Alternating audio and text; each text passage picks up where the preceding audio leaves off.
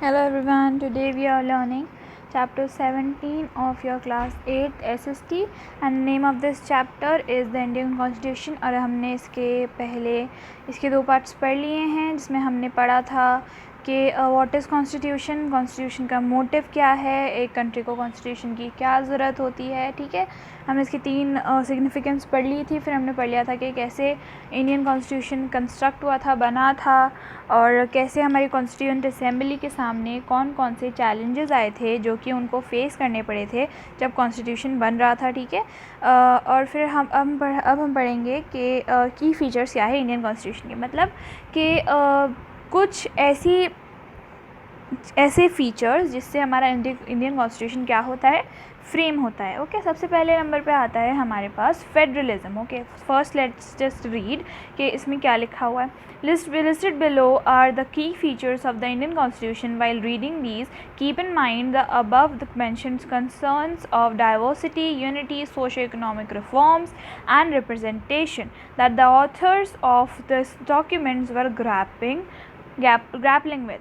Try and understand the ways in which they tried to balance these concerns with their commitment to transforming the independent India into a strong democratic country। अब क्या है, देखो, हम ये सब चीज़ें जो हम की फ़ीचर्स पढ़ेंगे, तो हमें इस चीज़ को ध्यान रखना है इस की फ़ीचर्स को पढ़ते हुए कि जब हमारा कॉन्स्टिट्यूशन फ्रेम हो रहा था, जब बनाया जा रहा था, तो हमारी जो कॉन्स्टिट्यूएंट असेंबली थी, जो हमारी सभा थी, जिसके अंदर 300 क्या थे, मेंबर्स थे। ठीक है, जिन्होंने हमारा क्या बनाया था, कॉन्स्टिट्यूएंट असेंबली के अंदर क्या बनाया था, हमारा कॉन्स्टिट्यूशन बनाया था। तब उनके दिमाग में क्या क्या चीज़ें चल रही थी, मैंने अभी प्रीवियस पार्ट के अंदर आप लोगों को बताया था कि हमारी जो वो होती है, जो हमारा कंट्री है, उसके अंदर डाइवर्सिटी हद से ज़्यादा थी। ठीक है, और उनको डाइवर्सिटी को ध्यान में रखना था, उनको ये ध्यान में रखना था कि कहीं इस कॉन्स्टिट्यूशन के चलते, इस विजनरी डॉक्यूमेंट के चलते, जिससे ये कंट्री है जो है हमारी इंडिया, वो चलेगी आगे जाकर, टूट ना जाए, कैसे भी यूनिटी ख़त्म ना हो जाए। ठीक है, हमें ये चीज़ ध्यान में रखनी है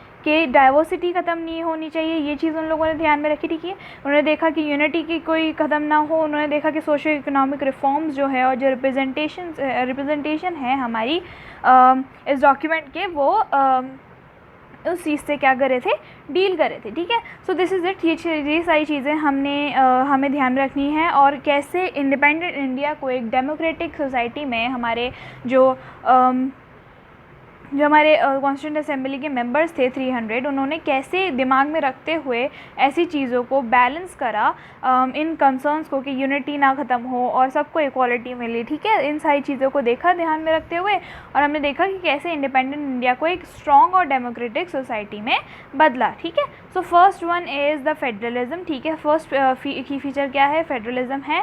तो फेडरलिज्म का मतलब क्या होता है, this refers to the existence of more than one level of government in the country. In India, we have government at the state level and at center. Panchayati Raj is the third tier of the government. अब देखो क्या है, ये federalism का मतलब क्या होता है, फेडरलिज्म का मतलब होता है कि एक गवर्नमेंट के अंदर एक से ज़्यादा लेवल्स होना। ठीक है, जैसे कि हमारी जो इंडिया है, उसके अंदर कितनी लेवल्स हैं गवर्नमेंट की, उसके अंदर 3 लेवल्स है गवर्नमेंट की। ठीक है, 3 लेवल्स ऑफ गवर्नमेंट है इंडिया के अंदर। सबसे पहली है सेंटर, देन उसके बाद आती है स्टेट, देन उसके बाद आती है लोकल सेल्फ गवर्नमेंट। ठीक है, लोकल सेल्फ गवर्नमेंट को और हम क्या कहते हैं, पंचायती राज। आप लोगों ने 6th-7th में भी पढ़ा होगा पंचायती राज के बारे में। ओके, तो सेंट्रल गवर्नमेंट, स्टेट गवर्नमेंट और लोकल सेल्फ गवर्नमेंट या फिर पंचायती राज क्या है, 3 लेवल ऑफ गवर्नमेंट है। तो देखो यहाँ पे लिखा हुआ है टीयर, तो टीयर का मतलब होता है लेवल। ठीक है, लेवल ऑफ गवर्नमेंट को क्या कहते हैं, टीयर। तो हमारे इंडिया के अंदर 3 लेवल ऑफ गवर्नमेंट है। क्यों है, let's see. The vast number of communities in India meant that a system of government needed to be devised that did not involve only person sitting in the capital city of New Delhi and making decisions for everyone. Instead, it was important to have another level of government in the state so that decisions could be made for that particular area. While each state of India enjoys autonomy in exercising powers on certain issues, subjects of national concern require that all these states follow the laws of the central government. Okay, अब देखो क्या है कि हमारे India के अंदर 3 levels of government इसलिए हैं क्योंकि हमारा इंडिया क्या है, उसके अंदर वास्ट नंबर ऑफ क्या है, कम्युनिटीज़ हैं, मतलब अलग अलग तरीके की कम्युनिटीज़ हैं, हमारी पॉपुलेशन इतनी ज़्यादा है ना, और हमारे इंडिया के अंदर अलग अलग कम्युनिटीज़ के होने की वजह से क्या है, गवर्नमेंट ऑफ इंडिया को 3 पार्ट्स में डिवाइड किया गया है, ठीक है। जिसके अंदर सिर्फ ऐसा नहीं है कि एक जगह पे क्या है, जैसे न्यू दिल्ली है हमारी कैपिटल, तो न्यू दिल्ली में एक बंदा बैठकर पूरी कंट्री को चला रहा है, नो, सारा लोड उस पर आ जाएगा, राइट। और सारी अथॉरिटी सब लोग उसके तो बस मज़े हो जाएंगे कि भाई मैं चला रहा हूँ पूरी कंट्री को, नहीं, ये होता है मोनार्की में। हमारी कंट्री क्या है, हमारी कंट्री एक डेमोक्रेटिक कंट्री है। ओके, तो मतलब क्या है इसका कि ये हमारे लिए है, ठीक है, फॉर अस पीपल के लिए ये हमारी जो कंट्री है, इसीलिए इसको क्या किया गया है, डिवाइड किया गया है। और हमारी कम्युनिटी हम इसलिए डिवाइड किया गया है कि ताकि हर कम्युनिटी के हर सिस्टम पे मतलब सब पे क्या हो फ़र्क ना पड़े ज़्यादा और सबकी बातें सुनी जाएं, ठीक है। और ऐसा ना हो कि मतलब सिर्फ और सिर्फ एक ही इंसान बैठकर क्या चला रहा है, पूरी गवर्नमेंट को चला रहा है, ठीक है। ये इसके बजाय क्या हुआ कि it was important to have another level of government in the state so that the decision could be made for that particular area, ठीक है। सेंटर के अंदर ही सिर्फ और सिर्फ ज़रूरी नहीं था गवर्नमेंट को रखना, तो इसीलिए क्या बनाई गई, स्टेट गवर्नमेंट बनाई गई, ताकि जो स्टेट के मामले हैं, जो स्टेट के डिसीजंस हैं, वो कौन बनाए, स्टेट के डिसीजंस कौन बनाए, स्टेट गवर्नमेंट बनाए, ठीक है। इसलिए बनाई गई थी स्टेट गवर्नमेंट का लेवल, ठीक है। अब जब हर एक स्टेट के पास क्या होती है, हर एक स्टेट के पास खुद की पावर होती है, जो कि किसने दी है उसको, सेंट्रल गवर्नमेंट ने दी है उसको, ठीक है। मतलब ये समझ लो कि सेंट्रल गवर्नमेंट सबसे ऊपर है, ठीक है। उसके बाद आती है स्टेट गवर्नमेंट, देन आती है पंचायती राज और you can say local self government, ठीक है। ये सारी चीज़ें होती हैं। तो मतलब ये नहीं, अब जब स्टेट के पास क्या है, ऑटोनॉमी है, मतलब उसके पास हर एक अथॉरिटी है, हर एक पावर को एक्सरसाइज करने की सर्टेन इश्यूज़ के ऊपर, ऐसा नहीं कि सारी पावर्स ही उसके पास आ गई स्टेट गवर्नमेंट के पास, नहीं, ऐसा नहीं है। स्टेट गवर्नमेंट को किसके रूल्स फॉलो करने पड़ते हैं, सेंट्रल गवर्नमेंट के रूल्स फॉलो करने पड़ते हैं, okay. The constitution contains list that detail the issues that each tier of government can make laws on. Constitution क्या बताता है, हमें एक ऐसी लिस्ट देता है जिससे अलग अलग गवर्नमेंट को अलग अलग इश्यूज़ पे लॉ बनाने का हक है, ठीक है। ईच टियर ऑफ गवर्नमेंट मतलब ईच लेवल ऑफ गवर्नमेंट को क्या दी जाती है, कुछ ऐसी लिस्ट दी जाती है, जैसे कि यूनियन लिस्ट हो गई और अलग अलग तरीके की लिस्ट होती है, ओके। तो इन सारी लिस्ट के अंदर ये चीज़ होती है, ये चीज़ डिटेल के अंदर होती है कि कौन सी जो गवर्नमेंट है वो किस चीज़ पे लॉज बनाएगी। जैसे कि जो सेंट्रल गवर्नमेंट है वो फॉरेन अफेयर्स जो होते हैं, मतलब बाहरी कंट्रीज़ के साथ जो भी काम वगैरह होते हैं वो देख लेगी, ठीक है। और स्टेट गवर्नमेंट जो है वो स्टेट गवर्नमेंट के ट्रांसपोर्ट पे देख लेगी, जो पंचायती राज है वो विलेजर्स के वगैरह के काम पे देख लेगी, ठीक है। तो ऐसे ही इन सबको क्या दिए जाते हैं, कुछ इश्यूज़ के ऊपर मतलब लॉ बनाने का हक भी है, ठीक है। इन एडिशन इसके साथ साथ जो कॉन्स्टिट्यूशन है वो ये चीज़ भी बताता है कि where each tier of government can get the money from for the work that it does, okay. और इसके साथ साथ क्या है कि हमारा जो कॉन्स्टिट्यूशन है वो क्या बताता है, ये भी बताता है कि किस गवर्नमेंट को कहाँ से क्या मिलना है, पैसा मिलना है, ठीक है। किस तरीके से उन लोगों के पास पैसा आएगा, कौन से टैक्स से वो पैसा जमा करेंगे, फिर वो कहाँ पे उस पैसे को लगाएंगे, ठीक है।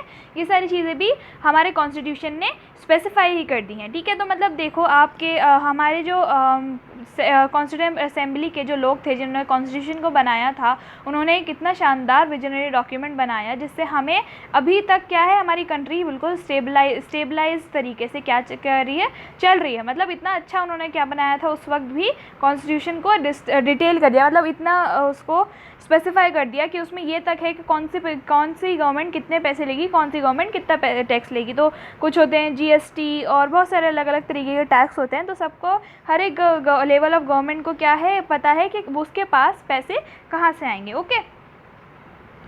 So under federalism, the states are not merely agents of federal government but draw their authority from the constitution as well. अब क्या है, सिर्फ फेडरलिज्म के साथ ये नहीं है कि जो स्टेट्स हैं वो जो फेडरल गवर्नमेंट है उसकी एजेंट है, नो, ये क्या है, ये इनके कॉन्स्टिट्यूशन के कॉन्स्टिट्यूशन से भी इनको क्या मिलती है, अथॉरिटी मिलती है, ठीक है। मतलब ये नहीं कि सिर्फ और सिर्फ सेंट्रल गवर्नमेंट के ये लॉज को फॉलो करें, नो, जो हमारा कॉन्स्टिट्यूशन है वो भी इन्हें कुछ ऐसे अथॉरिटीज़ देता है जो कि कौन देता है, सिर्फ और सिर्फ कॉन्स्टिट्यूशन देता है, okay.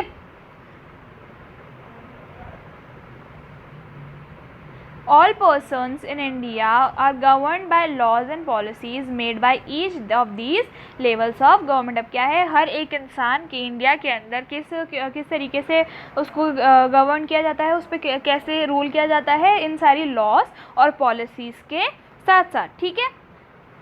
So now let's see what does parliamentary form of government means. अब देखो पार्लियामेंट्री फॉर्म ऑफ गवर्नमेंट के अंदर क्या होता है कि एक है हमारा पार्लियामेंट, ठीक है।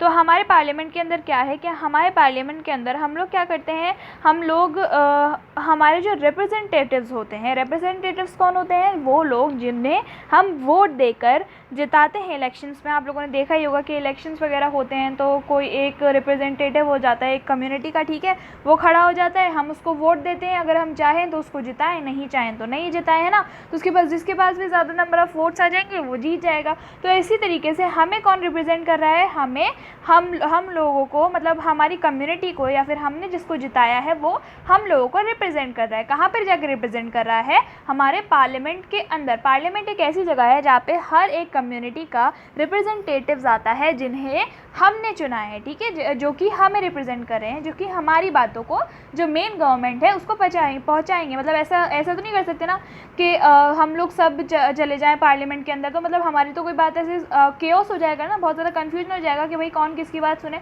तो इसलिए हमारे कॉन्स्टिट्यूशन ने हमें ये भी बता दिया कि हमें किस तरीके से हमारे पार्लियामेंट के अंदर कौन रिप्रेजेंट करेगा, okay. So now let's read The different tiers of government that you just read about consists of representatives who are elected by the people। अब जो different tiers of government हमने पढ़ी है, जो different level of government हमने पढ़ी है, उसको जो हमने पढ़ी है, तो उसके अंदर कौन कौन होते हैं। जैसे सेंट्रल गवर्नमेंट है, उसके अंदर भी रिप्रेजेंटेटिव्स होते हैं हम लोगों के, ठीक है। स्टेट गवर्नमेंट में भी हम ही हमारे CM को चुनते हैं, राइट, हमारे PM को भी हम ही चुनते हैं। और जो पंचायती राज वगैरह होता है उसके अंदर भी जो पंचायत होता है वो कौन चुनता है, जो विलेजर्स होते हैं वही वोट दे के उनके पंचायत को पंच को चुनते हैं, ओके। तो यही होता है हमारी सारी गवर्नमेंट के अंदर, जो भी हमारी सेंट्रल गवर्नमेंट हो गई, स्टेट गवर्नमेंट हो गई, या फिर यू कैन से पंचायती राज हो गया, उस सब के अंदर वही लोग होते हैं, वही रिप्रेजेंटेटिव्स होते हैं जिन्हें हम चुनते हैं, जिन्हें हम इलेक्ट करते हैं, okay. So the constitution of India guarantees universal adult suffrage for all citizens. अब हमारा जो कॉन्स्टिट्यूशन है वो क्या बताता है हमें, universal adult suffrage for all citizens, मतलब कि कोई भी हो, चाहे वो बूढ़ा हो या जवान हो, अगर वो 18 ईयर्स अबव है, 18 ईयर्स, ठीक है, यू शुड नो कि 18 ईयर्स उसकी एज है, ठीक है, 18 ईयर्स ऑफ एज है उसकी, तो वो कोई भी हो, मतलब बूढ़ा हो, जवान हो, 18 ईयर्स अबव का जो भी है, वो उसको ये हक है कि वो वोट देगा, ओके, उसको ये चीज़ का हक होता है। तो इसका मतलब ये होता है यूनिवर्सल अडल्ट सफरेज का मतलब कि जो भी 18 साल से अबव का इंसान है उसको ये हक है कि वो जाके अपने रिप्रेजेंटेटिव को चुने, उसको वोट देकर जिताए, ठीक है।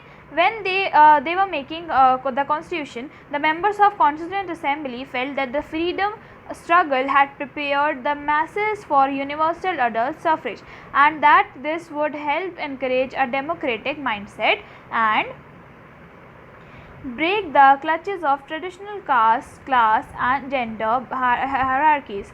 This means that the people of India have direct role in electing their representatives. Also, every citizen of the country, irrespective of his her social background, can also contest in the elections. These representatives are accountable to the people. अब देखो क्या है, हमारी जो हमारा जो constitution है जब बनाया जा रहा था, तो देखो अभी 18 साल से अबव के कोई भी, जिसका कोई भी क्लास हो, कास्ट हो, रिलीजन हो, सब इक्वल हैं कॉन्स्टिट्यूशन के नज़र में, ठीक है। तो ये चीज़ क्यों है, अब देखो जब हम पे राज किया जा रहा था ना, जब colonial rule you can say, अब देखो आप लोग की हिस्ट्री के अंदर आप लोग क्या पढ़ोगे, पूरा हमारी जब ब्रिटिशर्स ने आकर हम पे रूल करा था, जब इंडिया की फ्रीडम हम लोग 15 अगस्त पे बनाते हैं ना, कि हमें फ्रीडम मिली थी, इंडिपेंडेंट इंडिया हुआ था, वो कैसे हुआ था? उससे पहले क्या हुआ था? ब्रिटिशर्स आए थे, तो उनसे ही तो हम आज़ाद हुए थे। तभी तो 15 अगस्त पे हम लोग सेलिब्रेट करते हैं कि हाँ we became free from the Britishers. ठीक है, तो यही है कि जब वो लोग रूल कर रहे थे उस एरा को क्या कहते हैं, मतलब जब वो लोग रूल कर रहे थे ना उसको कहते हैं कॉलोनियल एरा। ठीक है, या फिर रूल। तो इस टाइम पे इंडियंस को थोड़ा भी हक नहीं था कि उनकी गवर्नमेंट को वो खुद बना सकें। ठीक है, इस टाइम पे बिल्कुल भी हक नहीं था। अब देखो जब फ्रीडम मिली तो जो हमारे कॉन्स्टिट्यूएंट असेंबली के जो लोग थे उन्होंने ये चीज़ मेक श्योर करी कि भाई अब जो है अब हम लोग ऐसा कॉन्स्टिट्यूशन बनाएं, ऐसी कंट्री बनाएं जिसके अंदर हर एक इंसान को इक्वल राइट्स मिलें। ठीक है, इक्वल राइट्स मतलब कि उनको कोई भी हो वो खुद अपने रिप्रेजेंटेटिव को चुनेगा, मतलब हमारा खुद का हाथ होता है हमारी गवर्नमेंट को बनाने के अंदर। ठीक है, ये चीज़ हमारे जो कॉन्स्टिट्यूएंट असेंबली थी, मतलब जो 300 पीपल थे जिन्होंने जो हमारा कॉन्स्टिट्यूशन बनाया, उन लोगों ने ये चीज़ देखी, ये चीज़ सोची। ठीक है, और उन लोगों को ये चीज़ पता थी कि अगर ये लोग ऐसा बना देंगे यूनिवर्सल अडल्ट सफरेज को कम हो जाएगा। ठीक है, इस चीज़ को अगर ये लोग बना देंगे तो। ठीक है, और ट्रेडिशनल कास्ट, क्लास और जेंडर हायरार्कीज़ जो है, मतलब पुराने ज़माने की जो बातें हैं कि औरतें ये नहीं कर सकती, मर्द ये कर सकते हैं, या फिर इसको टच मत करो, इसको ये मत करो, इसको वो मत करो। ठीक है, ये सारी चीज़ें भी क्या हो जाएंगी?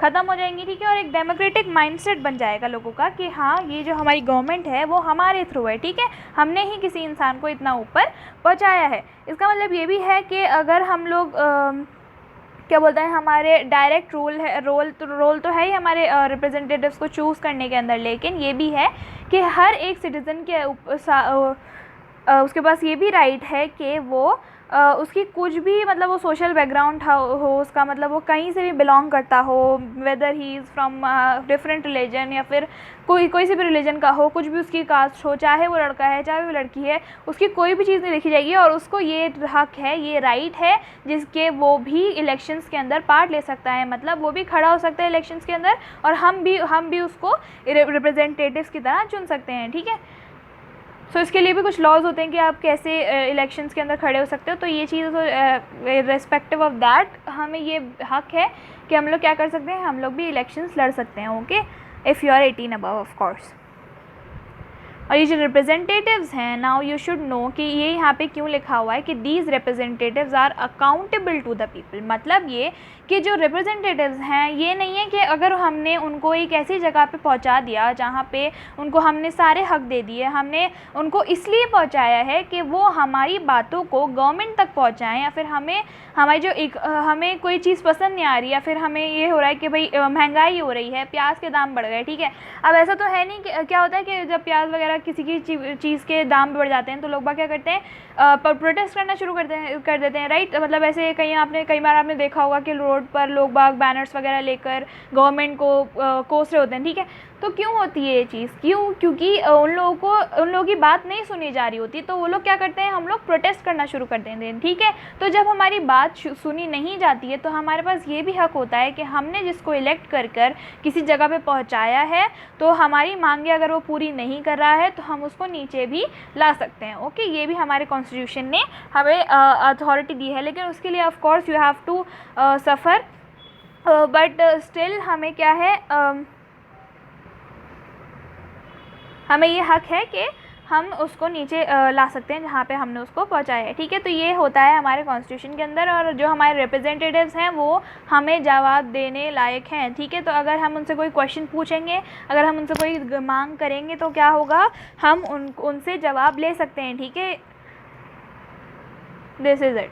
So now let's see separation of powers. अब देखो क्या होता है सेपरेशन ऑफ पावर्स के अंदर कि हमारी जो अब कॉन्स्टिट्यूशन के अंदर 3 ऑर्गन्स ऐसे हैं गवर्नमेंट के जिनके अंदर पावर्स को सेपरेट कर दिया है। ठीक है, मतलब क्या है कि कॉन्स्टिट्यूशन के अंदर 3 ऐसे ऑर्गन्स हैं जो कि एक रूल बनाता है। ठीक है, फिर जो रूल बन जाता है ना उसको एक इम्प्लाई करता है। ठीक है, फिर होता है अगर वो रूल तोड़ा गया तो उसका कौन जस्टिस दिलाएगा। ठीक है, तो हमारा जो कॉन्स्टिट्यूशन है उसने लॉज को भी इस तरीके से क्या करा है, डिवाइड करा है लॉज के चीज़ को भी। देखो हमने ऊपर पढ़ा कि फेडरलिज्म के अंदर 3 लेवल ऑफ गवर्नमेंट होती है। ठीक है, उसके अंदर हमने ये देख लिया था कि 3 लेवल ऑफ गवर्नमेंट के अंदर क्या है, सेंट्रल गवर्नमेंट, स्टेट गवर्नमेंट और पंचायती राज। तो you should not be confuse in that and this, कि इसके अंदर क्या है, इसके अंदर जो सेपरेशन ऑफ पावर्स है उसके अंदर हमें बताएंगे कि जो लेजिस्लेचर है, एग्जीक्यूटिव है और जो जुडिशरी है वो लॉज के बेसिस पे काम करती है, ठीक है, लॉज के बेसिस पे।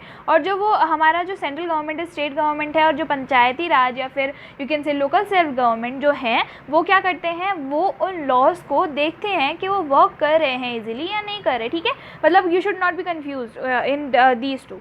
सो देखो सबसे पहले क्या है, कॉन्स्टिट्यूशन के अंदर 3 ऑर्गन्स हैं गवर्नमेंट के, जिसके अंदर देखो लॉज बनते हैं। लेजिस्लेशन के अंदर क्या होता है, लॉज बनते हैं, ठीक है। एग्जीक्यूटिव के अंदर क्या होता है कि जो लॉज होते हैं ना, वो एग्जीक्यूटिव को ये देखना होता है कि वो सही तरीके से इम्प्लाई हो रहे हैं, लागू हो रहे हैं या नहीं हो रहे हैं। अब देखो जैसे कि ट्रैफिक पुलिस है, अब आप क्या कर रहे हो, आप ओवर स्पीडिंग कर रहे हो, लेकिन उसके ऊपर एक लॉ है कि नहीं, आप ओवर स्पीडिंग नहीं कर सकते, आप इतनी तेज़ गाड़ी नहीं चला सकते रोड के ऊपर। तो क्या होगा, आपको जो पुलिस होगी वो रोकेगी, है ना। अब आप पे क्या होगा, आप पे चालान कटेगा। अब आप पे चालान किसके थ्रू कटेगा, जुडिशरी के थ्रू कटेगा, ठीक है। अब वो चालान जो कट रहा है ना, वो जुडिशरी के थ्रू कट रहा है, जस्टिस की बेसिस पे कट रहा है, जुडिशरी के थ्रू, ठीक है। सो ये मैं समझा करो। देखो जैसे लॉ बन गया, फिर उसको लॉज बनाने वाले अलग हो गए, उसको एग्जीक्यूट करने वाले मतलब जो हम पे लागू करेंगे पुलिस वाले वगैरह हो गए, ठीक है। जुडिशरी में हो गए हमारे high court, supreme court and all, ठीक है। This is what it has in separation of powers, okay. According to the constitution, there are 3 organs of government. These are legislature, okay, executive, then the judiciary, the third. The legislature refers to our elected representatives. The executive is a smaller number of people who are responsible for implementing the laws, running the government. The judiciary refers to the system of courts in the country in order to prevent the misuse of power by any one branch of government. The constitution says that each of these organs should exercise different powers, though each organ acts as the check on the other organs of the government, and this ensures the balance of the power between all 3. अब देखो क्या है कि हमारा जो इसके अंदर क्या है कि जो एग्जीक्यूटिव, देखो लेजिस्लेचर क्या होता है, लेजिस्लेचर में होते हैं हमारे इलेक्टेड रिप्रेजेंटेटिव्स, जो कि हमने अभी पढ़ा था ना कि पार्लियामेंट्री फॉर्म ऑफ गवर्नमेंट। तो उसका मतलब क्या था कि जिन्हें हमने वोट देकर जिताया, अब वो कहाँ बैठेंगे जाकर, वो लेजिस्लेचर के अंदर बैठेंगे, ठीक है। और वो सब क्या करेंगे, लॉज को बनाएंगे, ठीक है। अब उन्होंने लॉज बना दिया, अब उन लॉज को कैसे इम्प्लीमेंट करेंगे, उन लॉज को इम्प्लीमेंट मतलब होता है लागू करना, ठीक है, किसी ऊपर लगाना उन लॉज को। तो उन लॉज को कौन लगाएगा, कौन लॉज को लगाएगा और कौन गवर्नमेंट को चलाएगा। तो मतलब वो हो गए हमारे स्मॉल ग्रुप ऑफ पीपल होते हैं, जिसके अंदर हमारे सारी ऑलमोस्ट पुलिस वालों को समझ लो आप, ठीक है, वो होते हैं। और उसके फिर क्या है, अब हमारे लॉज बन गए, फिर उसके वो लागू भी हो गए, लेकिन अगर किसी ने तोड़ा उन लॉज को, तो हमारी कंट्री के अंदर क्या होता है, जुडिशरी होता है। अब जुडिशरी वो सिस्टम होता है जिसके अंदर हमारे जो कोर्ट्स होते हैं ना, जो हमारे कोर्ट हैं, हाई कोर्ट हो गया, सुप्रीम कोर्ट हो गया, जहाँ पे सारा जस्टिस वगैरह मिलता है, केसेस लड़े जाते हैं, if you have seen in movies law and order you can say, है ना। तो सारी चीज़ें क्या है, जो जुडिशरी है अगर कोई लॉस को तोड़ेगा तो सब कहाँ पे जाएगा, उसका इंसाफ कहाँ मिलेगा, कोर्ट के अंदर मिलेगा। अगर वो ये साबित हो गया कि हाँ ही इज़ गिल्टी और उसने ये चीज़ करी है, तो वो कहाँ जाएगा, डायरेक्टली जेल के अंदर जाएगा। और अगर उसने नहीं करा है तो he will be declared innocent, ठीक है। और अगर ऐसा भी है कि अगर कोई मिसयूज़ हो रहा है किसी भी ऐसी इस ब्रांच ऑफ गवर्नमेंट के अंदर, ठीक है, जैसे कि सेंट्रल गवर्नमेंट में कोई मिसयूज़ कर रहा है उसकी पावर का, या फिर यू कैन से पार्लियामेंट में कोई मिसयूज़ कर रहा है, या फिर कोई लेजिस्लेचर या फिर एग्जीक्यूटिव मतलब पुलिस वाले कोई भी मिसयूज़ कर रहे हैं, तो क्या होगा, वो चीज़ भी हमारा जो जुडिशरी होता है ना, वो प्रिवेंट कर सकता है उस चीज़ को, ठीक है। It can prevent the misuse of power, ठीक है, किसी भी गवर्नमेंट की ब्रांच का। So through this each organ क्या है, हर एक ऑर्गन जो है क्या होता है, अलग अलग पावर को क्या करता है, एक्सरसाइज करता है, ठीक है। सबके पास अलग अलग पावर है हर एक ऑर्गन के पास, और इसी तरीके से हर एक ऑर्गन जो होता है ना वो ऐसा होता है कि मतलब एक दूसरे पे वो लोग चेक रखते हैं। मतलब अगर लेजिस्लेचर में कुछ गलती हो रही है तो जुडिशरी चेक रख लेगा, अगर जुडिशरी में कोई गलती हो रही है तो लेजिस्लेचर चेक कर लेगा, अगर एग्जीक्यूटिव में कोई हो रही है गलती तो देख लेगा, लेजिस्लेचर और जुडिशरी दोनों देख लेंगे। और अगर लेजिस्लेचर जुडिशरी में कोई वो हो रही है, दिक्कत हो रही है या फिर कोई मिसयूज़ हो रहा है पावर का, तो वो एग्जीक्यूटिव देख लेगा उसको, ठीक है।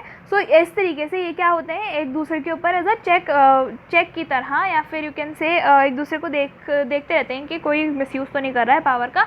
और इसी तरीके से क्या हो जाता है, बैलेंस हो जाता है सारी की सारी तीनों की तीनों पावर के अंदर, ठीक है। सो यहाँ पे एक बॉक्स है पिंक कलर का, यू कैन सी हेयर। सो इसके अंदर हम लोग देख लेते हैं कि यहाँ पे स्टेट का मतलब क्या है। देखो, the word state is often used in this chapter, ठीक है। स्टेट जो वर्ड है वो क्या है, बहुत ज़्यादा यूज़ हुआ है इस चैप्टर के अंदर। तो इसका मतलब ये नहीं है कि स्टेट गवर्नमेंट है, नो। ये चीज़ हम इसलिए यूज़ करते हैं, मतलब हम लोग स्टेट इसलिए बोलते हैं क्योंकि हम गवर्नमेंट को we are trying to distinguish it from the government, मतलब गवर्नमेंट से अलग हम दिखाना चाह रहे हैं स्टेट को, ठीक है। गवर्नमेंट क्या होती है, अब देखो, of course you must be confuse कि मैं क्या बोल रही हूँ। So let me tell you कि गवर्नमेंट क्या होती है। गवर्नमेंट रिस्पॉन्सिबल होती है हमारी कंट्री को चलाने के अंदर, और मतलब लॉज को इम्पोज करने के अंदर और इम्प्लीमेंट करने के अंदर, ठीक है। गवर्नमेंट क्या होती है, वो चेंज होती रहती है, राइट। जैसे कि अब अभी बीजेपी सरकार हो गई, फिर कहीं आप है, कहीं आप पार्टी है, कहीं कांग्रेस है, इंडियन कांग्रेस है। तो अलग अलग जगह पे अलग अलग तरीके वो है गवर्नमेंट है, ठीक है। तो पार्टी सिस्टम चलता है ना हमारे इंडिया के अंदर। तो गवर्नमेंट क्या होती है, वो चेंज होती रहती है, ठीक है। लोग जो होते हैं वो चेंज होते रहते हैं, 5 साल का उनका मिनिमम टाइम होता है, ठीक है। इसके अंदर क्या होता है, वो लोग चेंज होते रहते हैं 5 ईयर्स के अंदर अंदर। तो इसीलिए क्या होता है, गवर्नमेंट क्या होती है, चेंज होती रहती है। लेकिन जो स्टेट होती है वो एक ऐसे पॉलिटिकल इंस्टीट्यूशन को रिप्रेजेंट करती है जिसमें ये पता लगता है कि sovereign people who occupy definite territory, मतलब एक ऐसे तरीके के लोग जो कि एक ही टेरिटरी को क्या करते हैं, ऑक्यूपाई करते हैं। मतलब गवर्नमेंट तो चेंज होती रहती है, लेकिन हमारी जो कंट्री है वो थोड़ी चेंज होगी, राइट। उसके पीपल तो नहीं चेंज होंगे। इसीलिए हम ये चीज़ कह सकते हैं कि इंडियन स्टेट है और नेपाली भी एक स्टेट है, ठीक है। तो इंडियन स्टेट क्या है, वो एक डेमोक्रेटिक फॉर्म ऑफ गवर्नमेंट है, ठीक है। और जो गवर्नमेंट है एक पार्ट है स्टेट का, ठीक है। So you should not think कि गवर्नमेंट और स्टेट बिल्कुल सेम है। स्टेट का मतलब यू शुड नो कि स्टेट का मतलब होता है गवर्नमेंट को, मतलब इंडिया को रिप्रेजेंट कर रहे हैं, ठीक है। स्टेट का मतलब ये नहीं राजस्थान उत्तर प्रदेश, नहीं। इंडिया एक स्टेट है, ठीक है, सॉवरेन स्टेट है। और क्या है, नेपाल भी एक स्टेट है। तो मतलब सारी कंट्रीज़ को हम क्या कह सकते हैं, स्टेट कह सकते हैं। और गवर्नमेंट जो है वो सिर्फ और सिर्फ इसका एक पार्ट है, ठीक है। The state refers to more than just a government and can not be use interchangeably with it, ठीक है। तो जो स्टेट किसको रेफर करती है, गवर्नमेंट को the state refers to more than just government and can not be use interchangeably by it, ठीक है। तो स्टेट क्या करती है कि वो गवर्नमेंट को रिफर तो करती है, लेकिन उसकी तरह वो चेंज नहीं होती, ठीक है, टाइम के साथ साथ। तो till here we are reading, and in the next part we'll read fundamental rights which are very important to us, okay।